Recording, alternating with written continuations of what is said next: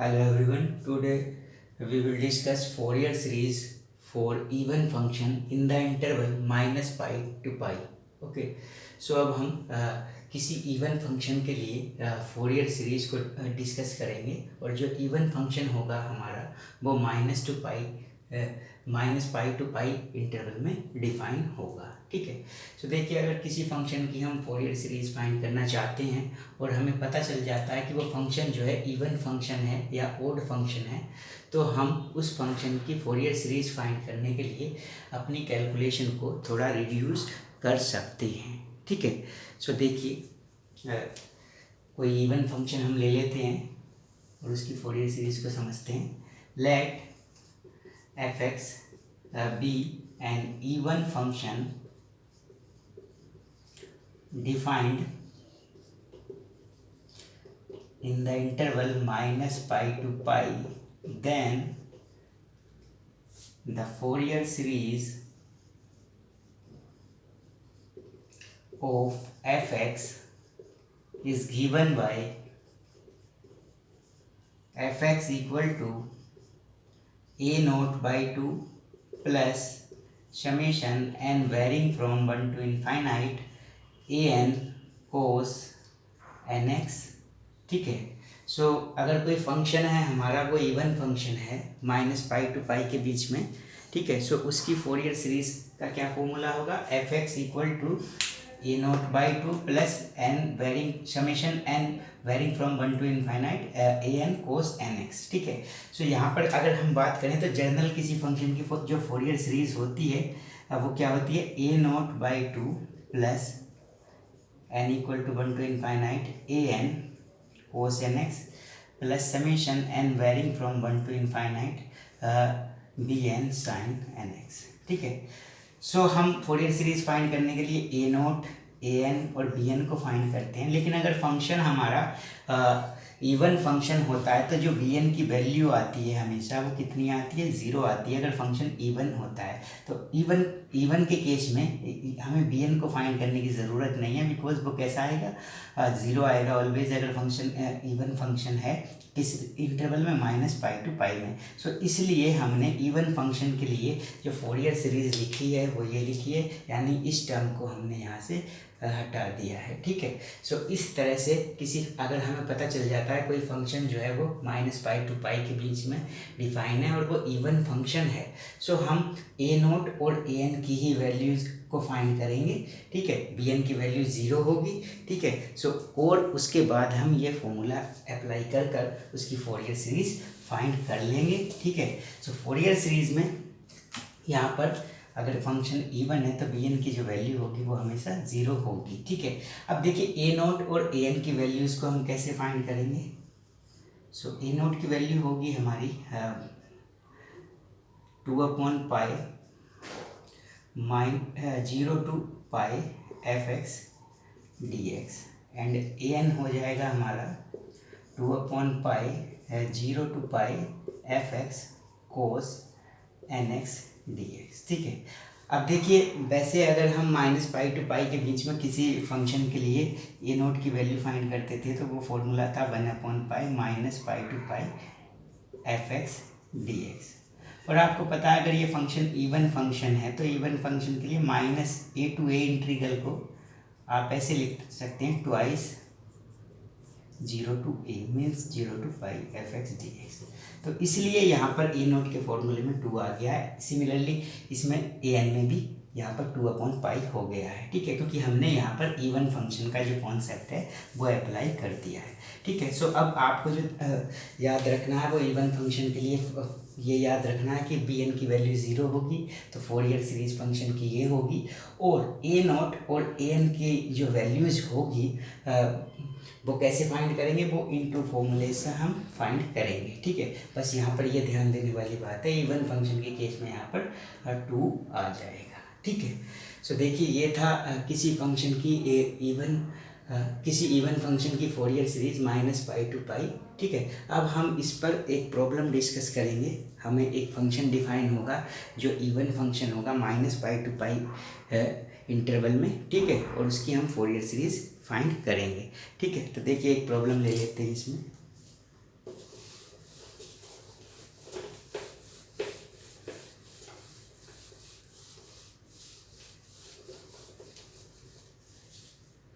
So problem है हमारी find the Fourier series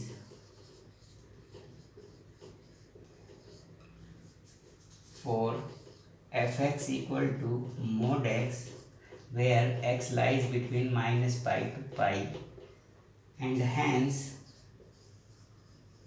show that 1 upon 1 square 1 upon 3 square plus 1 upon 5 square and so on equal to pi square by 8.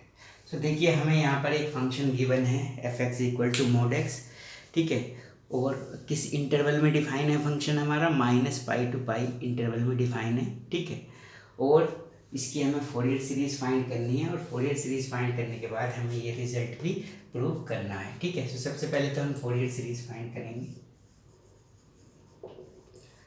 So देखिए function क्या है, f x equal to mod x है और interval क्या है आपका, माइनस पाई टू पाई है। अब देखिए फंक्शन को देखते ही पता चल रहा है कि ये कैसा फंक्शन है, ये इवन फंक्शन है, क्योंकि इवन फंक्शन की डेफिनेशन क्या होती है, अगर फंक्शन में आप x को माइनस एक्स से रिप्लेस करते हैं और फंक्शन एज इट इज़ रहता है, मतलब एफ एक्स की इक्वल ही मिलता है, तो वो इवन फंक्शन हो जाता है। तो देखिए यहाँ पर एफ एक्स है आपका मोड एक्स, और इसमें अगर मैं x को रिप्लेस करता हूँ माइनस एक्स से, तो यहाँ पर हो जाएगा मोड ऑफ माइनस एक्स, और आपको पता है मोड जो मिलेगा हमेशा आपको कैसा मिलेगा, पॉजिटिव वैल्यू देगा, ठीक है। सो ये मोड एक्स ही मिलेगा, means f minus x equal to f x. तो कहने का मतलब जो गिवन फंक्शन है वो हमने देख लिया है कि वो कैसा फंक्शन है, इवन फंक्शन है। तो हम इवन फंक्शन है तो हम इस पर इवन फंक्शन का कॉन्सेप्ट अप्लाई करेंगे, मतलब बी एन की जो वैल्यू होगी वो कितनी होगी, ज़ीरो होगी। सो बी एन कैसा हो जाएगा, zero, because F x is even function, ठीक है। अब हमें किसकी वैल्यू को फाइंड करना है, अब हमें ए नोट की वैल्यू को फाइंड करना है और ए एन की वैल्यू को फाइंड करना है, ठीक है। सो सबसे पहले ए नोट की वैल्यू देख लेते हैं। सो ए नोट होगा हमारा 2 upon pi 0 to pi f x d x, ये होता है। अब देखिए यहाँ पर जो फंक्शन डिफाइन होगा 0 टू पाई होगा, और यहाँ पर जो फंक्शन डिफाइन है वो माइनस पाई टू पाई में मोड एक्स है। तो देखिए मोड एक्स को हम डिफाइन करते हैं किस तरह से, f x equal to mod x को लिख सकते हैं आप, ये आपको माइनस एक्स देगा जब एक्स लेस देन 0 होगा, और प्लस एक्स देगा जब एक्स ग्रेटर देन 0 होगा, और 0 पे कॉन्टिन्यूस है तो यहाँ इक्वलिटी का साइन लगा सकते हैं। तो ये है आपका बस मोड एक्स होता है। लेकिन यहाँ पर जो फंक्शन है लेस देन 0 पे, मतलब माइनस पाई टू पाई तक आपको डिफाइन करना है, तो यहाँ पर लिख सकते हैं माइनस पाई से माइनस एक्स होगा जब एक्स की वैल्यू जो होगी माइनस पाई से लेके 0 तक होगी, और जब 0 से ग्रेटर होगा या इक्वल होगा कहाँ तक, पाई तक, तो कहने का मतलब इसकी वैल्यू पॉजिटिव होगी, ठीक है। सो ये मोड एक्स को हमने डिफाइन कर लिया है, ठीक है। अब देखिए यहाँ पर ए नोट की वैल्यू को हम फाइंड करेंगे। सो 2 अपॉन पाई 0 टू पाई, अब देखेंगे फंक्शन 0 टू पाई के बीच में कितनी वैल्यू दे रहा है। सो फंक्शन 0 टू पाई के बीच में कितना है, प्लस का एक्स, तो इसकी वैल्यू यहाँ पर प्लस एक्स आप यूज़ करेंगे, ठीक है, बिकॉज इंटीग्रेशन करने के लिए आपको मोड से फ्री करना पड़ेगा फंक्शन को यहाँ, ठीक है। सो देखिए इसका इंटीग्रल करेंगे। सो 2 अपॉन पाई, एक्स का इंटीग्रल होता है एक्स स्क्वायर बाई 2, और इस पर लिमिट हो जाएगी 0 टू पाई, इस 2 से 2 कैंसिल हो जाएगा, यहाँ पर पाई स्क्वायर हो जाएगा, सो इसकी वैल्यू मिलेगी पाई। सो ए नोट की जो वैल्यू मिली है आपको वो कितना मिली, पाई, ठीक है। अब किसकी वैल्यू फाइंड करनी है आपको, ए एन की वैल्यू को फाइंड करना है। सो ए एन क्या होगा, 2 upon pi 0 to pi f x cos n x d x. So 2 upon pi 0 to pi f x कितना है आपका, 0 टू पाई के बीच में, 0 टू पाई के बीच में एफ एक्स है एक्स, और ये आपका कोस एन एक्स डी एक्स। अब देखिए इसका इंटीग्रल करना है, और मैं आपको पहले ऑलरेडी बता चुका हूँ कि ये किस टाइप का फंक्शन है, कि जो फर्स्ट फंक्शन है वो तो अलजेब्रिक फंक्शन है और ये ट्रिग्नोमेट्रिक फंक्शन है। तो हमेशा अलजेब्रिक को फर्स्ट फंक्शन लेते हैं, ट्रिग्नोमेट्रिक को सेकंड फंक्शन लेते हैं, और इसका बाई पार्ट्स इंटीग्रल कर देते हैं आप, ठीक है। सो हम इसका बाई पार्ट इंटीग्रल डायरेक्ट लिख सकते हैं।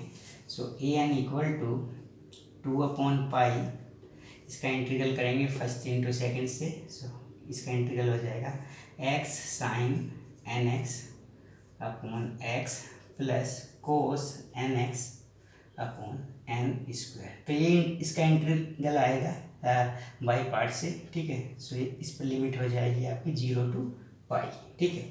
सो देखिए अब हमें इस पर लिमिट अप्लाई करनी है 0 to पाई। सो सबसे पहले अपर लिमिट को अप्लाई करेंगे। सो अपर लिमिट हमारी पाई, तो x के प्लेस पे इसमें पाई पुट कर देंगे।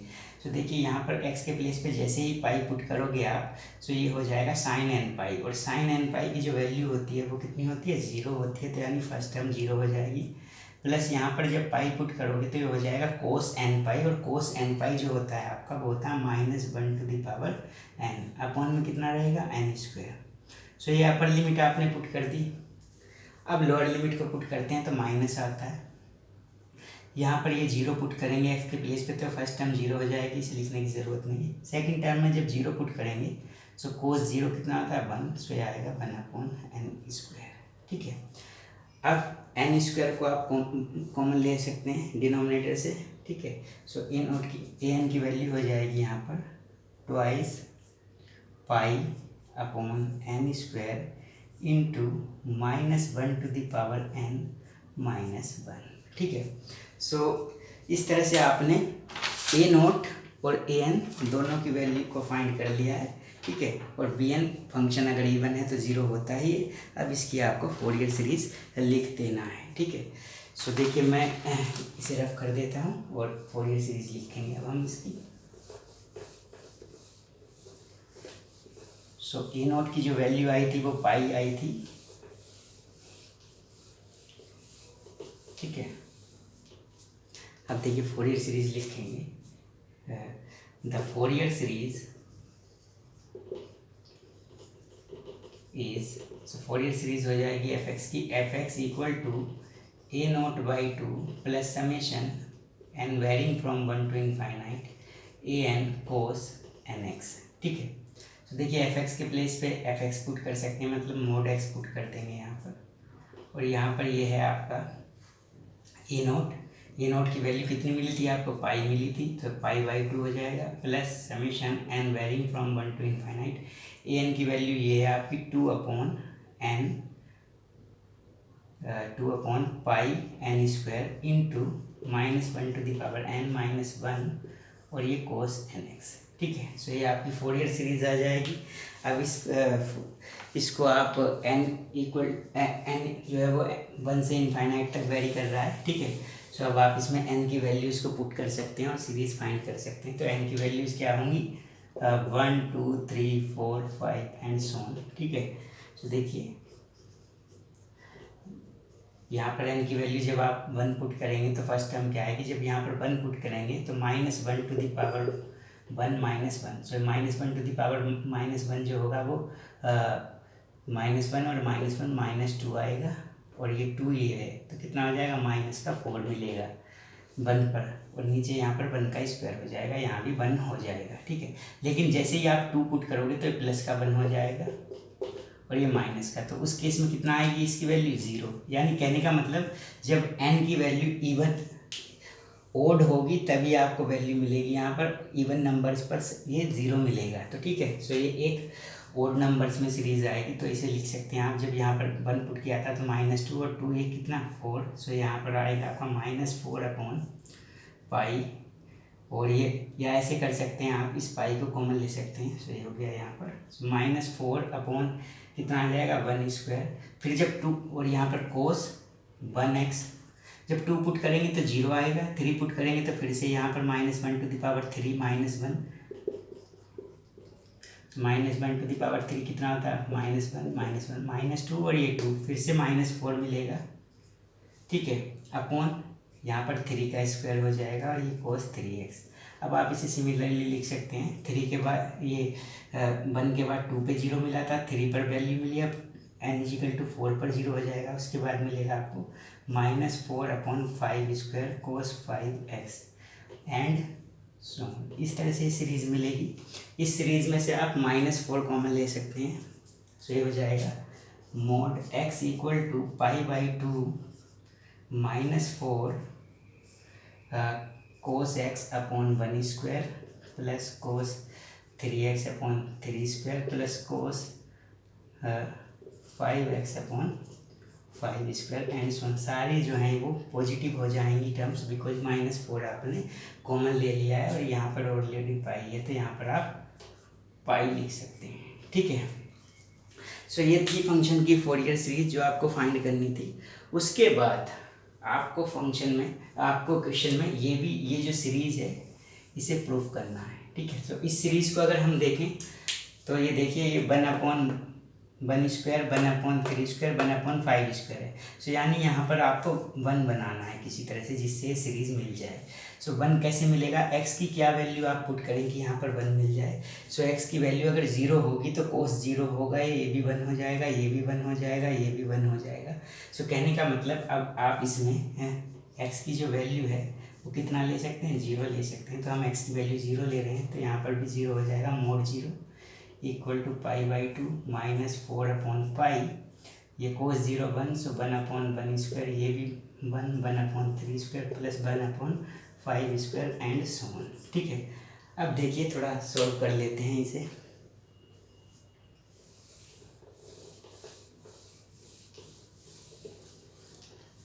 mod 0 है, mod 0 की वैल्यू 0 ही होगी। सो ये हो जाएगा 0 equal to π/2 -4/π 1/1 square 1/3 square plus 1/5 square and so on. अब देखिए π/2 को इस साइड ले आएंगे, -π/2 हो जाएगा। ये -4/π 1/1 square 1/3 square 1/5 square and so on. Minus से माइनस कैंसिल कर सकते हैं, ये पाई इस साइड चला जाएगा तो पाई स्क्वायर हो जाएगा, ये 4 इस साइड आ जाएगा तो पाई स्क्वायर बाई 8 हो जाएगा। 1/1 स्क्वायर रहेगा, ये 1/3 square 1/5 square and so on. ठीक है, अब ये जो रिजल्ट मिला है इस रिजल्ट को आप देखें, सो यही आपको प्रूफ करना था। ठीक है, 1/1 square 1/3 square plus 1/5 square and so on. इसकी वैल्यू कितनी होगी, पाई स्क्वायर बाई 8 होगी। ठीक है, सो जो क्वेश्चन में आपको गिवन था कि ये प्रूफ करना है, वो प्रूफ हो चुका है, आप लिख सकते हैं हैंस प्रूव्ड। ठीक है, सो देखिए हमने क्या किया, हमारी जो प्रॉब्लम थी उसमें हमें एक इवन फंक्शन गिवन था -π to π के बीच में, उसकी फोरियर सीरीज हमने फाइंड की एंड उसकी फोरियर सीरीज के बिहाफ पर हमने ये रिजल्ट भी प्रूफ किया।